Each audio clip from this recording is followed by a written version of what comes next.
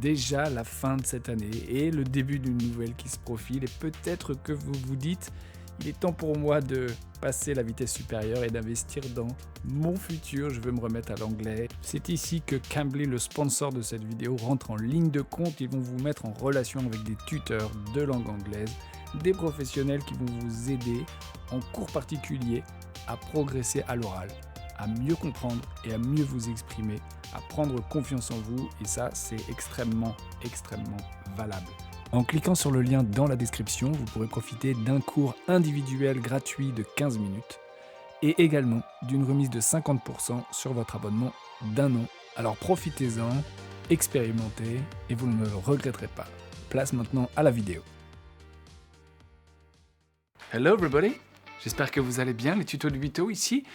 On va se faire un petit épisode aujourd'hui, tranquille, on va pas se prendre la tête. Un épisode que je pensais avoir fait, je vous jure que c'est vrai. Depuis des années que je fais ces vidéos, je pensais avoir fait un épisode sur le génitif, sur le cas possessif en anglais. J'en ai évidemment parlé dans mes vidéos, mais j'en ai pas fait une dédiée à ce sujet. Je crois que c'est l'heure, c'est le moment, on va en parler aujourd'hui. Allez, c'est parti.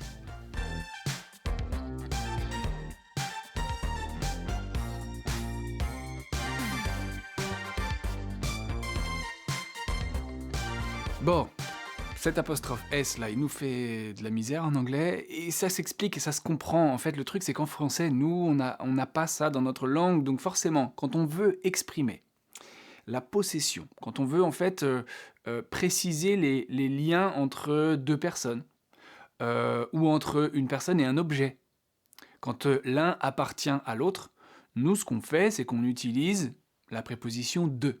D'accord ? On dit « le chien de mon voisin ». Okay ? Et donc forcément, c'est ancré dans notre cerveau, et donc, quand on parle anglais, spontanément, on va utiliser « of ». On va dire « the dog of my neighbor ». Ce qui n'est pas en soi complètement fou, c'est tout à fait compréhensible. Si vous dites « the dog of my neighbor is so cute », vous allez vous faire comprendre, mais l'anglophone, dans sa petite tête d'anglophone, il va se dire « bizarre ». Alors je vous explique rapidement et simplement. Quand dans la relation de possession que vous voulez exprimer, il y a deux êtres animés, donc des êtres vivants. Dans ces cas-là, vous allez systématiquement utiliser l'apostrophe S. Alors, petite astuce, si vous avez du mal à le faire naturellement, spontanément, regardez. Imaginez, vous voulez dire, je sais pas moi, la sœur de mon petit ami. Commencez par dire « the sister of my boyfriend », ok ? Dans le même ordre qu'en français. C'est pas super correct, mais c'est une bonne base de départ. The sister of my boyfriend. Ensuite, vous allez faire une inversion. Ok ? My boyfriend va passer en premier. Ok ? My boyfriend. Le mot sister va passer en deuxième partie.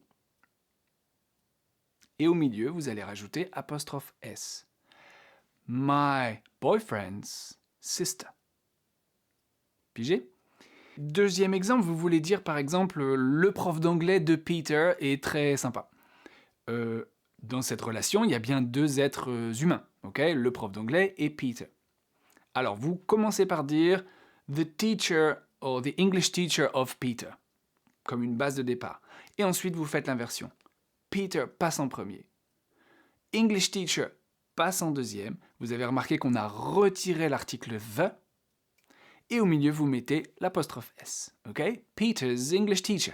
Peter's English teacher is really friendly. Deuxième cas de figure, si dans la relation de possession, entre guillemets, vous avez cette fois-ci un être vivant et un objet. Comment on fait ? Alors dans ce cas-là, les deux possibilités existent. Vous pouvez utiliser soit le apostrophe S, soit le of. Mais cela dit, mettez quand même une priorité au apostrophe S, ça semblera beaucoup plus authentique, beaucoup plus naturel.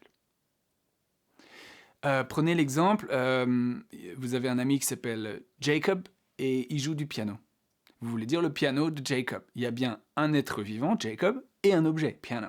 On va plutôt dire Jacob's piano. Rappelez-vous, on met toujours le propriétaire en premier. D'accord ? C'est un peu bizarre, mais pensez à ça. Le propriétaire, entre guillemets, est toujours en premier. Dernier cas de figure, si vous avez deux objets dans la relation, dans ces cas-là, on va mettre off. Cette fois-ci, imaginez, le piano de Jacob est noir, vous voulez dire la couleur du piano.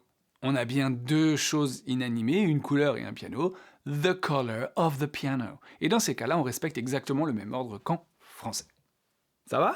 Vous me suivez toujours? Alors attention, il y a quelques petites exceptions à connaître et je vais attirer votre attention sur 2 ou 3 points de vigilance. Le premier, c'est quand le propriétaire s'appelle avec un prénom qui termine par un S. Bon, c'est pas hyper courant, mais ça arrive. Alors cette fois-ci, autre musicien, on va prendre Marcus et guitare. Marcus se termine bien par un S. Alors très souvent, à l'oral, on va entendre Marcus's guitar, mais à l'écrit, on va juste mettre un apostrophe. D'accord? On va pas rajouter apostrophe S. Ça arrive, vous allez le voir parfois, il y a des gens qui rajoutent l'apostrophe S, c'est pas complètement incorrect. Moi, je suis plutôt à conseiller de mettre juste un apostrophe. D'accord? Comme ça, on s'embête pas. Par contre, à l'oral, on dit bien Marcus's guitar. Après, en parlant un peu vite, des fois, on va juste dire Marcus guitar. Ok? Bon, pas super grave. En revanche, quand vous avez des noms pluriels, les noms pluriels, ils prennent des S en anglais. Et bien là, c'est pareil, vous allez juste mettre un apostrophe, pas un apostrophe S. Si vous voulez dire la voiture de mes parents est toute petite. La voiture de mes parents est toute petite. Alors, les propriétaires, c'est mes parents, donc vous vous rappelez, le propriétaire toujours en premier, my parents. Ici, vous allez mettre un apostrophe, juste un apostrophe. My parents' car is tiny. My parents' car is tiny.